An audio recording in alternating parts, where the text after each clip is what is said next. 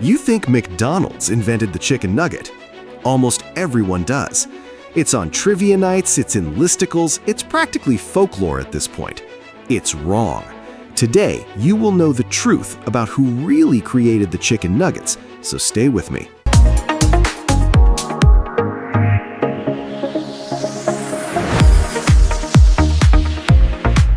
The chicken nugget was invented 17 years before McDonald's ever sold one. It was invented by a college professor. He solved the hardest problems in it himself, in a basement lab with almost no budget. And then he did something so strange, so out of step with how the world usually works, that it's the reason you've never heard his name. He gave it away, for free, on purpose. Stick around, because by the end of this, you'll never eat a nugget the same way again. His name was Robert C. Baker. Not a chef, not a businessman, a professor of poultry science at Cornell University, working out of a building called Bruckner Hall. It's 1963. Baker has a problem to solve, and it's not glamorous. American farmers are drowning in old hens, birds too old to lay eggs anymore, not tender enough to roast. Nobody wants them. Baker's job, quite literally, is to figure out what to do with unwanted chicken. So he starts experimenting. Egg cartons for kids, chicken hot dogs, frozen chicken hash. Most of it goes nowhere. Then, working with a graduate student named Joseph Marshall, he tries something different, grinding the meat down, shaping it into sticks, coating it in batter, and freezing it. Simple idea, brutal engineering problem. Because ground meat falls apart without a skin holding it together, and batter doesn't stay on frozen meat. It shrinks, it cracks, it slides right off in hot oil. Baker and Marshall cracked both problems in a Cornell lab in 1963. That's not a myth, and it's not a legend. It's a published fact, and it's about to get a lot messier. Here's where it gets strange. Baker didn't just invent the nugget. He named it, tested it, and put a number on exactly how to make it work. Moisture content, batter adhesion, frying temperature, all of it. And when it launched in stores in the 1960s, it flopped. Baker told a local newspaper decades later that when the nuggets first came out, barely anyone bought them. Think about that.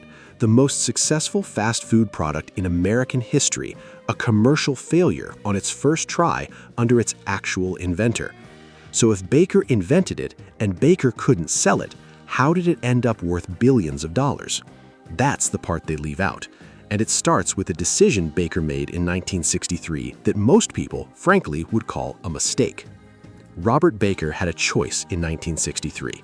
Patent the process, lock it down, make sure that every company that ever wanted to sell a breaded chicken product had to pay him first. He didn't do that. Instead, he published the entire recipe, the ratios, the techniques, the solutions to both engineering problems in an academic bulletin called Agricultural Economics Research, openly, freely, for anyone to read. Why would he do that? Because that was the job. Land-grant universities like Cornell existed to hand knowledge to the public, not to sell it. Baker wasn't chasing a fortune. He was doing exactly what he was paid to do, advance American agriculture for free for everyone. It's almost noble. It's also, as we're about to see, a catastrophic miscalculation about who would end up cashing in. Because somewhere, filed away, was a blueprint, just waiting for someone with no such scruples to pick it up. 1979, 16 years after Baker publishes his findings. McDonald's is under pressure. Consumers are turning against red meat. The company needs a chicken product, fast, and it needs one that fits inside a fryer basket built for fries. Their food scientists don't start from zero. They can't. The hard problems are already solved, sitting in a public research bulletin with Baker's name on it. Picture the room, executives around a table. Someone slides over Baker's old research. Someone else says, "This is it." In 1980, McDonald's launches Chicken McNuggets nationwide. Within a year, it's one of the most successful product launches in fast food history. Within a decade, McDonald's becomes the single largest purchaser of chicken in the United States. And Robert Baker? He gets a footnote. Maybe, if you're lucky enough to find one. He never received a cent from McDonald's, Not a royalty, not a licensing fee, not a thank you card. The man whose engineering made the entire product physically possible watched a company build an empire on his open-source generosity and walked away with nothing. Even at Cornell, his own university, Baker became better known for a barbecue sauce recipe than for the nugget. That's not an accident of memory. That's what happens when credit follows the name on the storefront, not the name in the lab notebook. Here's the part that should really bother you. This wasn't a one-time injustice. It's a pattern, and it's still running today. Public universities like Cornell exist in part to do exactly what Baker did: research that private industry doesn't want to fund, published openly so the public, meaning taxpayers, actually benefits from it. That's the deal.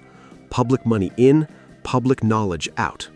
But when a private company takes that public knowledge and turns it into a multi-billion-dollar product line, the profits don't flow back to the public, they flow to shareholders. The scientist gets a plaque, maybe. The institution gets a mention in a company history page, maybe. The public that funded the research in the first place gets nothing but the bill. Some who've studied Baker's career have started calling him the George Washington Carver of Chicken, a comparison that cuts both ways. Carver, too, refused to patent most of his agricultural discoveries, believing knowledge should serve everyone, not just enrich one man. And Carver, too, watched industries build fortunes on his work while receiving little of it himself. That's not a coincidence of two nice guys who declined to get paid. That's what happens over and over when scientists choose public good and corporations choose neither shame nor gratitude, just leverage. Robert Baker died in 2006 at 84, mostly forgotten outside food science circles. No royalties, no lawsuit, no bitterness that history recorded. Just a blueprint someone else cashed in on. So no, McDonald's didn't invent the chicken nugget. They inherited it from a public university, from a professor who believed research belonged to everyone, not just the highest bidder, from a man who solved the hardest problem in processed food and then handed you the answer key for free. The next time you bite into a nugget, remember what you're actually eating. Not a McDonald's invention, a gift, stolen quietly and never returned.